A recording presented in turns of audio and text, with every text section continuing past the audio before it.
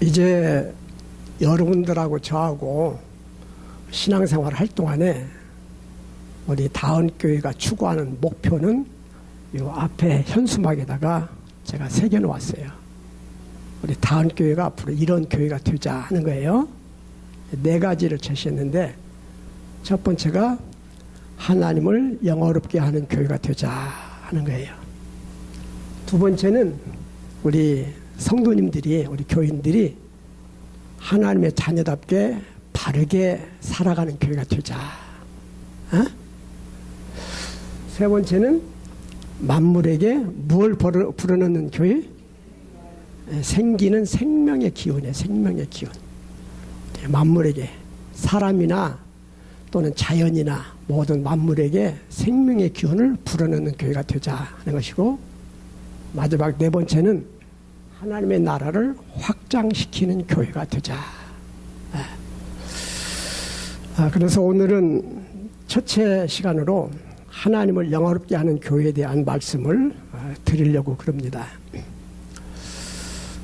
우리 기독교의 진리를 문답식으로 이렇게 체계 있게 만든 것이 신앙요리 문답인데, 그 신앙요리 문답에서 첫째 번 질문이 뭐냐면은 사람의 첫째 목적은 무엇입니까? 예장에서는 사람의 제일 드는 목적이 무엇입니까? 그리고 우리 기장에서는 사람의 첫째 되는 목적이 무엇입니까? 이런 질문인데, 답이 뭐냐면은 하나님을 바르게 알고 삶 전체를 바쳐서 하나님을 영화롭게 하는 것입니다 하는 거예요. 우리 인간들의 제일의 목적은 하나님을 영화롭게 하는 교회인데, 우리 다은교회가 하나님을 영화롭게 하는 교회가 되자 이거예요. 이사야서 43장 21절에 보면은 하나님께서 말씀하시기를, 이 백성은 내가 나를 위하여 지었나니 나를 찬송하게 하려 함이라 그랬어요. 그리고 오늘 읽어드린 성경 말씀에 보면은 바울 사도께서는 우리에게 뭐라고 훈계하시느냐면은 너희가 먹든지 마시든지 무엇을 하든지 다 하나님의 영광을 위해서 하라 이렇게 말씀을 하셨어요. 중요한 건 뭐냐면 하나님을 영화롭게 해야 된다고 그랬는데 어떻게 하는 것이 하나님을 영화롭게 하는 것이냐, 이게 문제거든요. 우리 성경 가운데서 보면은 하나님을 영화롭게 한 아주 모범적인 신앙인들의 예가 나와요. 그 중에 하나는 아브라함입니다. 아브라함. 이 아브라함은 나이가 많이 먹도록 아들을 못 낳았어요. 그런데 하나님께서는 너희의 자손이 크게 번성하게 하겠다 이렇게 약속을 하셨거든요. 이 아브라함은 하나님의 약속을 의심하지 않고 믿고 기다렸더니 100세에 아들을 하나 낳았어요.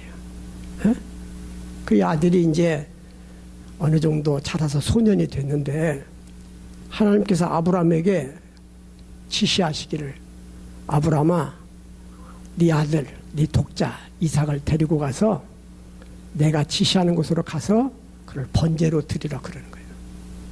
번제가 뭐냐면 조각을 내가지고 불에 사르는 것이 번제예요. 여러분, 하나님의 지시를 순종하기가 쉬울까요? 어려울까요? 어렵지가 않아. 무지무지하게 어려운 일이에요, 이게. 차라리 양이나 염소 한 마리를 번제로 드리라고 하면 그건 뭐 간단하죠. 그러나 아들, 그 아들도 여러 아들 중에 하나가 아니라 딱 하나 있는 아들. 그것도 젊어서 얻은 아들이 아니라 이제는 더 이상 낳을 수 없는 노년에 얻은 아들인데 이 아들을 번제로 드리기가 쉽지가 않지요. 그런데 아브라함은 하나님께서 자기 자손을 하늘의 별과 같이 크게 번성하게 하자는 약속을 했기 때문에 내가 이 이삭을 드려도 하나님께서는 약속하신 바를 이루실 것이라는 믿음을 가지고 아들을 데리고 모리아산에 갑니다. 그래서 나무에 결박해가지고 칼을 들어서 이삭을 찌르려고 할 때에 하나님께서 아브라함아, 그 그 아이에게 손을 대지 말아라. 그 아이를 해하지 말아라. 그리고 뒤를 돌아보아라. 그래요. 그 아브라함 뒤를 돌아보니까 염소 한 마리가 수풀에 뿔이 걸려가지고 바둥거리고 도망가지도 못하고 그냥 버둥거리고 있는 거예요. 하나님께서는 그 염소를 가지고 번제를 드리라고 그래요. 그러면서 이러한 믿음을 보였던 이 아브라함에게 하나님은 네가 네 독자 아들까지라도 나를 위해서 아끼지 아니했은즉 이제 네가 나를 사랑하는 줄을 내가 알았다. 그러면서 아브라함에게 큰 복을 주겠다고 약속을 하십니다. 창세기 22장에 보게 되면 내가 네게 큰 복을 주고 뭘 주고 큰 복을 주고 네 씨가 크게 번성하여 하늘의 별과 같고 바닷가의 모래와 같게 하리니 네 씨가 그 대적의 성문을 차지하리라. 네? 네. 하나밖에 없는 아들을 하나님께 바치려고 했더니 하나님은 그 아들을 보존해 주시고 오히려 자손이 엄청 번성하겠다고 약속을 하시고 그 자손들이 대적의 성문을 차지하면서 싸우면 이기고 경쟁하면 승리할 수 있는 복을 주시겠다고 약속을 하셔요. 그리고 또 네 씨로 말미암아 천하 만민이 복을 받으리니 이는 네가 나의 말을 준행하였음이니라 그러십니다. 네. 이게 아브라함은 왜 하나님을 영화롭게 했느냐면은 하나님의 말씀을 지키기 위해서 실행하기 어려운 여건 가운데서 오직 믿음을 가지고 하나님의 말씀에 순종하고 아들까지도 아낌없이 하나님께 바치는 믿음을 가졌다 이거예요. 그러한 아브라함의 믿음이 하나님을 기쁘시게 한 거예요. 그리고 하나님을 기쁘시게 했더니 하나님이 기뻐하시면서 아브라함과 그의 자손들에게까지도 큰 복을 주시겠다고 약속을 하시고 있는 겁니다. 요한계시록 3장에 보게 되어지면 예수님께서 아시아에 있는 7교회에 편지를 보내요. 그런데 빌라델비아의 교회에 편지를 보내면서 내가 너에게 열린 문의 축복을 주었으니 능히 닫을 자가 없으리라 그래요. 여러분 열린 문의 축복이 얼마나 좋은 축복인지 아세요? 진학의 문이 열려지고 결혼의 문이 열려지고 태문이 열려지고 취업의 문이 열려지고 천국의 문이 열려지고 이렇게 열려지는 복이 참 좋은 복인데 빌라델비아 교회에게는 열린 문의 복을 주겠다는 거예요. 그런데 왜 주님께서 빌라델비아 교회에 열린 문의 복을 주시겠다고 그러냐면은 그냥 아무런 이유도 없는데 거저 주겠다는 것이 아니라 네가 작은 능력을 가지고서도 주의 말을 지키며 주의 이름을 배반치 아니하였도다. 사실 빌라델비아는 부자교회가 아니라 가난한 교회예요. 환경과 여건은 열악해. 그러나 그 어려운 환경 속에서도 주님의 말씀을 지키면서 주님을 배반치 않고 변함없이 주님을 사랑하고 주님을 섬겼더니 주님께서 이러한 빌라델비아 교회의 신앙을 기특하게 여기셔서 열린 문의 축복을 주시겠다고 약속하고 계시는 것입니다. 네. 또 우리 성경 가운데서 하나님을 영화롭게 한 사람의 또 모델이 하나 있는데 그게 누구냐면 다윗이라고 얘기할 수 있습니다. 다윗. 이 다윗은 원래 베들레헴 시골뜨기예요. 거기서 양을 치던 목동이었습니다. 목동. 그런데 이런 다윗이 나중에 이스라엘의 왕이 됐어요. 왕이. 예? 그런데 하루는 다윗 왕이 상아로 만든 고급 침대에 누워서 잠을 자려다 보니까 하나님 앞에 미안한 생각이 들어. 왜냐하면 자기는 이렇게 좋은 집에서 좋은 침상에서 푹신푹신한 요위에서 자는데 하나님의 집인 법궤는 그냥 학구짝같이 생겨가지고 오베데돔의 집에 있는 거예요. 그러니까 하나님한테 너무 죄송스러운 마음이 있어서 내가 하나님의 집을 지어드려야 되겠다 이렇게 마음을 먹어요. 성전을 지어야 되겠다는 거예요. 성전을. 응? 성전을 지어야 되겠다. 그런데 이제 이 다윗이 하나님의 집을 지어드리고자 하는 것은 그 이유가 뭐냐면 내게 베푸신 하나님의 은혜가 너무 크다 이거예요. 다윗은 한때는 군인이었습니다. 그 전쟁터에서 오래 생활을 했어요. 근데 그 위험한 전쟁터에서도 죽지 않고 살아있는 것이 감사한 일이고, 또 나중에는 장군이 됐을 때에 거듭 승리를 주신 하나님의 은혜가 감사하기도 해요. 그래서 다윗이 자꾸 승전을 이루니까 국민들에게 인기가 좋아졌어요. 에? 그래가지고 국민들이 다윗을 막 추앙을 해. 그리고 이스라엘의 여자들은 즉흥 노래를 불러가지고 노래를 부르는데 사울은 천천을 죽이고 다윗은 만만을 죽였네. 그러네. 그러니 왕인 사울의 입장에서는 사울 이놈이 얼마나 괘씸해요. 그리고 저것 가만히 놔뒀다가는 혹시 왕위를 뺏었지 않을까 이런 위기감이 생기니까 다윗을 숙청하려고 그래요. 그래서 특공대를 조직해가지고 다윗을 잡아 죽이려고 다윗의 뒤를 추격합니다. 그런데 영락없이 죽었다 하는 순간이면 이상한 일이 생겨가지고 다윗이 위기를 벗어나게 돼요. 에? 그래가지고 사울의 손에 죽지 않습니다. 다윗은 이것도 하나님의 큰 은혜다 이거예요. 에? 그리고 시골에서 양치기 하던 자신을 이렇게 이스라엘의 최고 존엄한 왕이 되어 계셨으니까 이것은 내가 잘나서 내 지략이 뛰어나서 내가 용맹스러워서 된 것이 아니라 오직 하나님의 은혜로 된 것이다. 이렇게 믿으면서 그 하나님의 은혜에 감사해서 그냥 말 수가 없어요. 그래서 성전을 짓는데 성전을 지을 때에 자신이 그동안에 소유했던 모든 재산을 다 바칩니다. 남김없이 바쳐요. 그런데 하나님께서는 다윗에게 네 손으로 성전 짓지 마라 그래요. 왜냐하면 다윗은 군인 장수로서 전쟁터에서 사람들을 많이 죽였어. 피를 많이 흘렸어. 그 피 흘린 손으로 거룩한 성전을 지으면 안 된다 이거예요.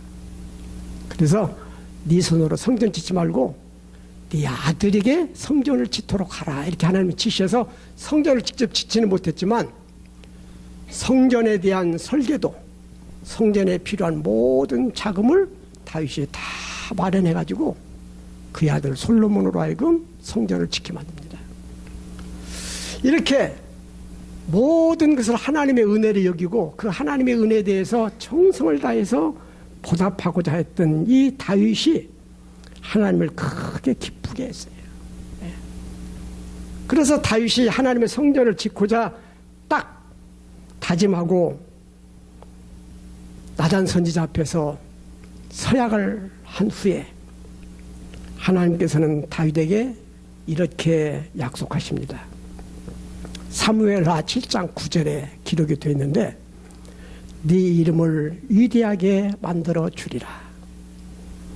한 곳을 정하여 너를 심고 너를 거주하게 하고 다시 옮기지 않게 하리라. 그동안 이스라엘은요 강대한 나라의 침입을 받아가지고 이리저리 쫓기면서 살았어. 그러나 이제 다시는 그런 일이 없게 하리라 하는 것이고 모든 원수에게서 벗어나 편히 쉬게 하리라. 그리고 네 몸에서 날 네 씨를 네 뒤에 세워 그의 나라를 견고하게 할 것이며 왕위를 영원히 견고하게 하리라 그래요. 사실 이스라엘의 초대 왕은 사울이에요. 사울.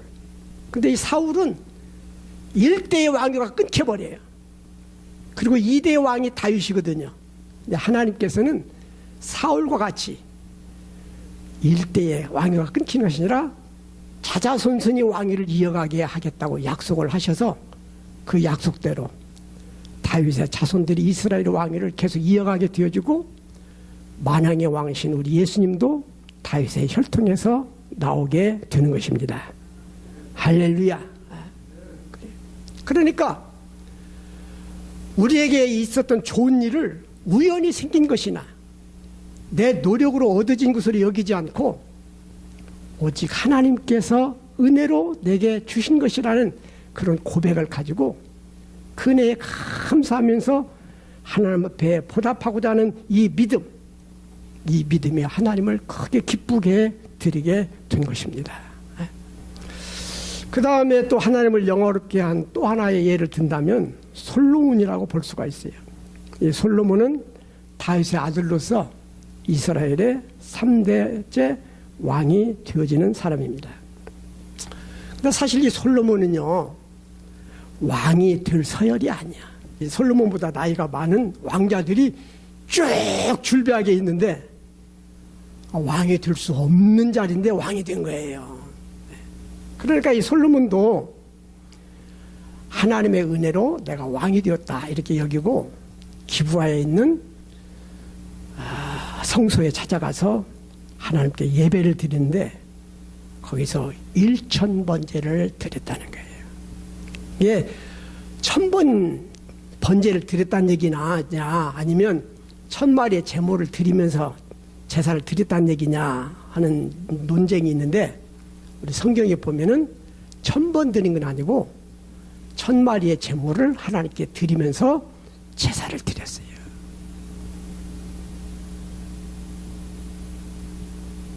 솔로몬이 왕이라고 한들 1000마리 양을 드리는 것은 왜 아깝지 않겠어요? 그리고 그 1000마리를 제물로 삼아서 하나님께 제사를 드리면 얼마나 번거롭고 힘겨운 일이었겠어요. 에? 그런데 솔로몬은 하나님을 사랑하는 마음으로 기브아 산당에서 1000번제를 드려요.